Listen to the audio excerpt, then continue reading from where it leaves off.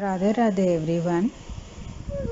Today we are going to watch about Ram Tattva written by Jagadguru Sri Kripaluji Maharaj, and we are going to have a beautiful darshan of the divine form of Sri Sita Ram. Ram Tattva Part 1. You are chanting Ram's names. It is essential to know who is Ram. If you understand who is Ram, then you won't need to say Ram, Ram several times. Ram is Brahm. Who is called Brahm? One who is the biggest and makes others big is called Brahm. So, what is big? There are several big things. You have a 6 feet tall object and you place a 7 feet tall object next to it. The 7 feet tall object is bigger than the 6 feet. Being big is relative. If you keep an object larger than the first, the second is called bigger, and if you keep an object larger than the second, the third is called bigger. There is a whole sequence of things that are growing in size. So, how big is Brahm? He is unlimited in size. For if he was limited, how could he contain innumerable universes at the time of complete dissolution? Nothing in the entire universe is even equal to him. How then could anything be bigger than him? His size cannot be described in words. He has infinite names, infinite attributes, infinite pastimes, infinite powers, infinite creations, and infinite saints. You might say, well, God is like that. It is comprehensible, but here we are talking about Ram, the son of King Dashrath, the ruler of a small kingdom called Ayodhya. The Brahm that you are talking about is different. Bhriguji Maharaj asked his father, "Who is Brahm?"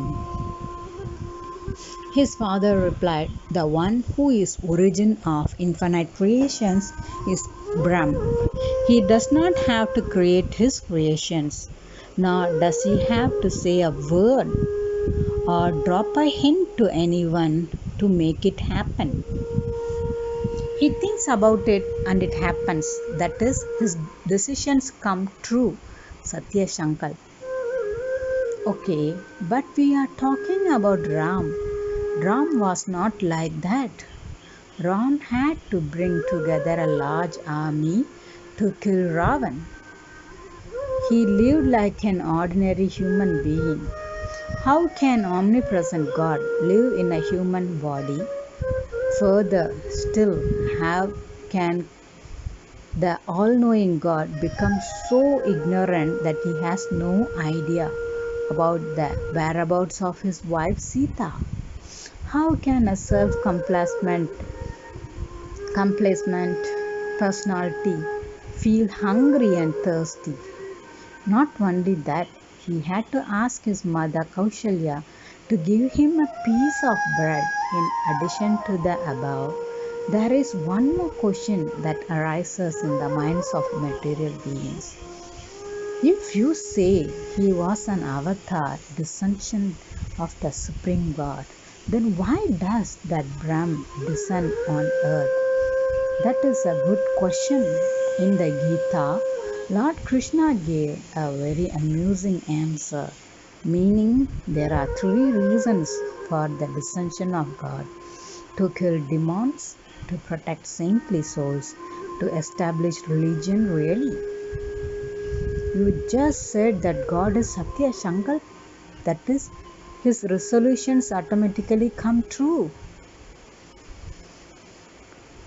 When innumerable cosmic universes dissolve merely by his dissolution, then why does he have to descend to kill ordinary demons like Ravana and Kumbhakarna? Why did he have to take the pain of being born as the son of King Dashrath, walk all the way from Ayodhya to Sri Lanka, and so on?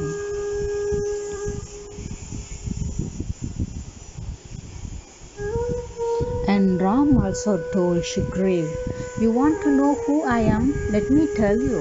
I can kill all demons in all creations by a mere decision. I won't need to pick any weapons. I don't even need to say, 'All shall die,' and forget about me. Lakshman can kill all the demons in all universes in a moment. But I have descended on the earth to show people how to behave.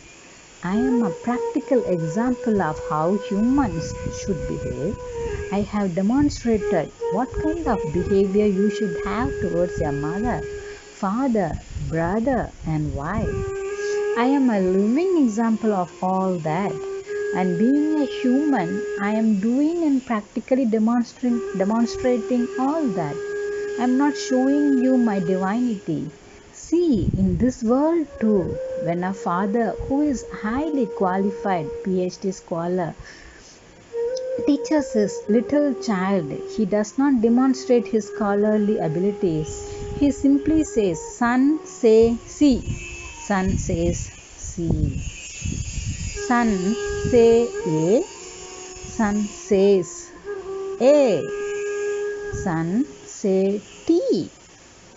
Son says T. Now son say CAT, cat. This is how he teaches.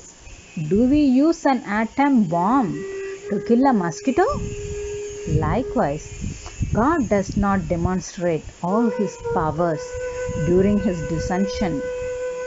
He hides all of them. Still the concept that he had to descend to kill all the demons just not take root. Establishing religion is done by saints, and they are always present on earth for performing the job.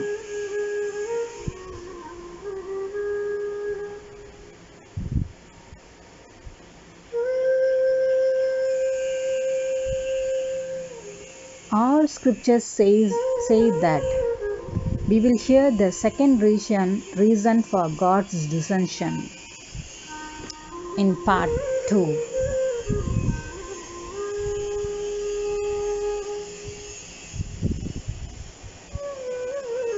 Jai Jai Shri Radhe.